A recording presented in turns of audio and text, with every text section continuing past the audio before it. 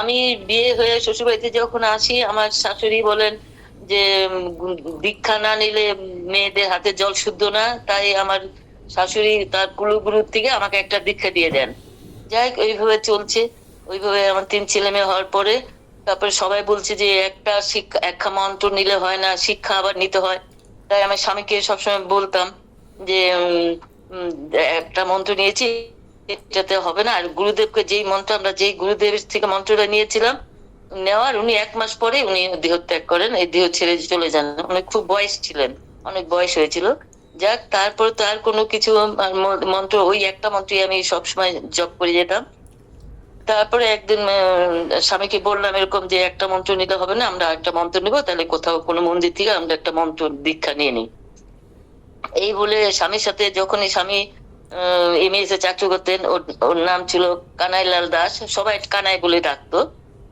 যাই হোক, তাকে মানে বললাম, উনি অফিস থেকে আসলে ওনাকে জিজ্ঞেস করতাম তোমার সাথে তো অনেক বন্ধু চলাফেরা হয়, তুমি কারোর সাথে যোগাযোগ করো না কোনো জায়গা থেকে, আমরা একটা মন্ত্র নিয়ে নিই।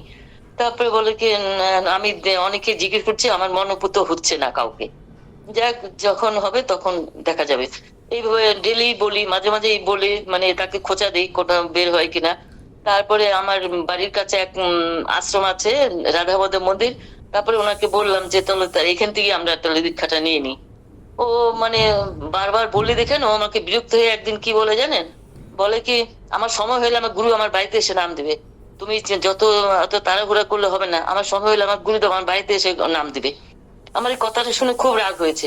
আমি না সঙ্গে সঙ্গে বলে ফেলছি, হ্যাঁ গুরুদেবের তোর কোনো খেয়ে দেয়ে কাজ নেই, মানে চল কথা, স্বামী স্ত্রীর কথা যেরকম হয়। গুরুদেবের খেয়ে দেয়ে কাজ নেই, গুরুদেব গেটে এসে বলবে হ্যাঁ কানাই আমি এসছি, তুই নাম নে। আমি এইভাবে বলে ফেলছি, আমার খুব মনে কষ্ট হয়েছিল। তারপরে এইভাবে যায় কিছুদিন, আর তো নাম নেওয়া হয় না। তারপরে একবার আমি কুম্ভীতে গেলাম 2012 সালে। কুম্ভীতে গেলাম, এলাহাবাদে কুম্ভে গেলাম আমাদের এখান থেকে, মানে গড়িয়া মঠ থেকে অনেক 160 জনের মতো লোক নিয়ে গেছিলেন ভক্তদের। ওই দলের সাথে আমি একাই যাই, আমার স্বামীকে নিয়ে যায়নি। স্বামীর অফিস ছিল, কাজ ছিল। যাই হোক, তারপরে ওখানে যেই তাঁবুতে আমরা ছিলাম এলাহাবাদে, তার উল্টো দিকে তাঁবুতে এই আমার বাবা, গুরু বাবা শিবানন্দ বাবার তাঁবু, একদম মুখামুখি। তারপরে ওই রাধামাধব মন্দিরের ওই গুরুদেব ওই বাবাকে গিয়ে দর্শন করে আসলো। বলে না জোহরি জহর চেনে, গুরুদেব ওই দেখে এসে বলে কি তোমরা সবাই গিয়ে দেখে আসো, খুব ধার্মিক গুরুদেব আছে এখানে, একজন আছে। তারপরে আমিও গেলাম। আমার তো শুনে খুবই লাগলো। আমি গিয়ে আমি তাঁবুতে ঢোকার সাথে সাথে তুয়া ছিল, তুয়া বলে কি সঙ্গে সঙ্গে বললো না, গুরুদেবকে দূর থেকে, মহাপুরুষকে দূর থেকে দর্শন করতে হয়, স্পর্শ করবেন না, দর্শনেই মঙ্গল। ওইকে বললো, ওই নমস্কার করলাম দূর থেকে। মনে নমস্কার করে মনে মনে ভাবলাম শুধু আমি আমার স্বামীকে নিয়ে আবার, তারপরে এখানে আমি শুনে নিয়েছিলাম গুরুদেব কতদিন থাকবে, বললো 1 মাস 25 দিন থাকবে। তখনই আমি নমস্কার করে আবার পরের দিনে গিয়ে নমস্কার করে আমি মনে মনে বলে আসছিলাম তোমার কাছে আমি আমার স্বামীকে নিয়ে আসবো, আমি এখানে দীক্ষাটা নেব, মনে মনে প্রণাম করে বলেছিলাম। তারপরে যথারীতি আমরা একটা স্নান করে প্রথম চানটা করে আমরা চলে আসি বাড়িতে। বাড়িতে এসে আমার স্বামীকে বললাম, সে বললাম কি চলো উনি 1 মাস 25 দিন থাকবে, চলো আমরা এলাহাবাদে গিয়ে ওই গুরুদেবের কাছে, আমার খুব ভালো লেগেছে, ওইখানে গিয়ে আমরা নামটা নিয়ে আসি। বলো কি ঠিক আছে যাবো। তখন আমার স্বামীর একটু শরীরটা খারাপ ছিল।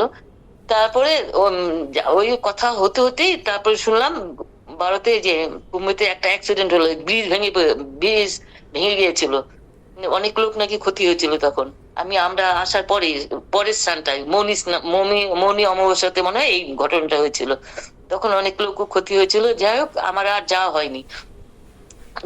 তারপরে আমার স্বামীও মানে যেহেতু রাগারাগি হয়েছে, স্বামীও অনেকের সাথে আলোচনা করেছিল, অনেক কথা টথা বলেছিল। একদিন আমার স্বামী এসে বলল জানো এখানে এই অনিমেষ চন্দ্র, ওনার চা বাগান ছিল, আমাদেরও বাগান ছিল, ওই থ্রুতে অনিমেষ দার সাথে আমার স্বামীর পরিচয় ছিল।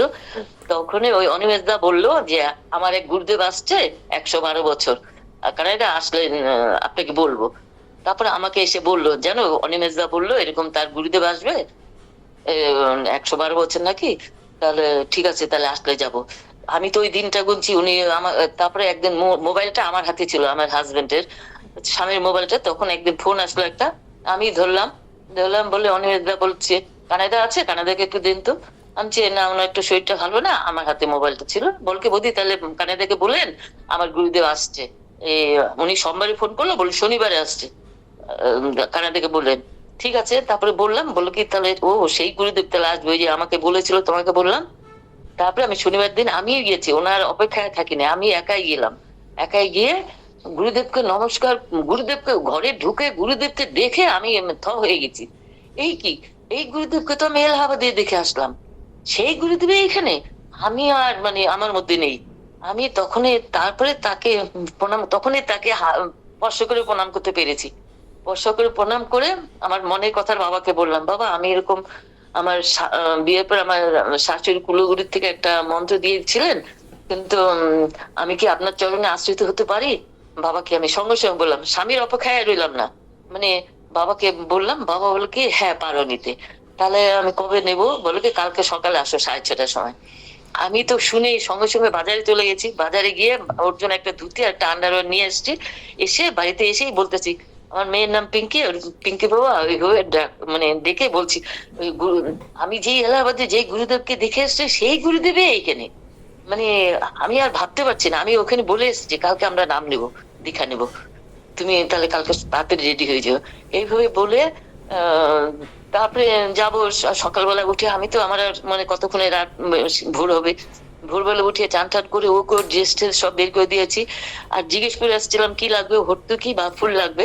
ওইভাবে আমি রেডি হয়ে, ওকে আর বাথরুম থেকে দিয়ে বেরোচ্ছে না, বারবার বাথরুমে যাচ্ছে আর আসছে। আমি বলছি কি গো তোমার কি এখনো হয়নি? বল কি দেখো আমার না বারবার পেটটা কামড় দিচ্ছে, আমি তো মানে কি করে যাব, ড্রেস পরতে যাচ্ছি আবার পেটে একটু কামড় লাগছে, বারবার পটিতে যাচ্ছে। আমার না তখন ওই কথাটা শুনে আমি মানে কি মানে একদম গা ছেড়ে দিল আমার। আমি বললাম তাহলে বুঝি আমার আর দীক্ষা নেওয়া হলো না। এখন জ্বর হলে মানুষকে নিয়ে যাওয়া যায়, এই এই পেটের সমস্যা নিয়ে এই রুগীকে নিয়ে তো কারোর বাড়িতে যাওয়া সম্ভব না। তখন হঠাৎ করে আমার আমাকে গুরুই মনে হয় স্মরণ করালেন।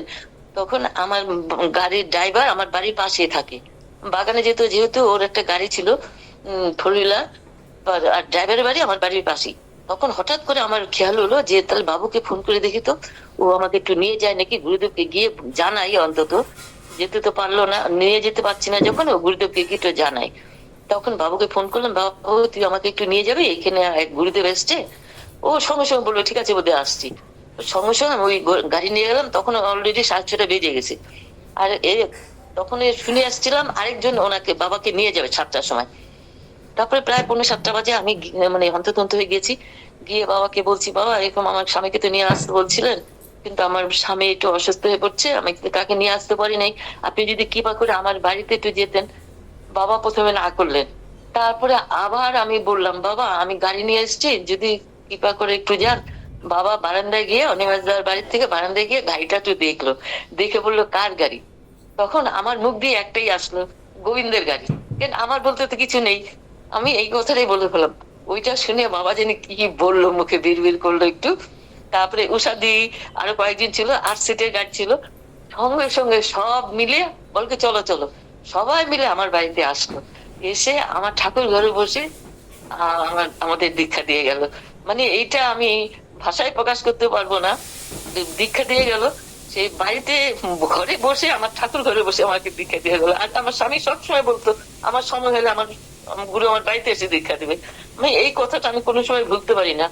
আরেকটা কথা বলি, আমি এই দীক্ষা নেওয়ার আগে অনেক মন্দিরে ট্রাই করেছি, যাবো বলে ডেট করেছি, কিন্তু ডেট ক্যান্সেল হয়ে গেছে।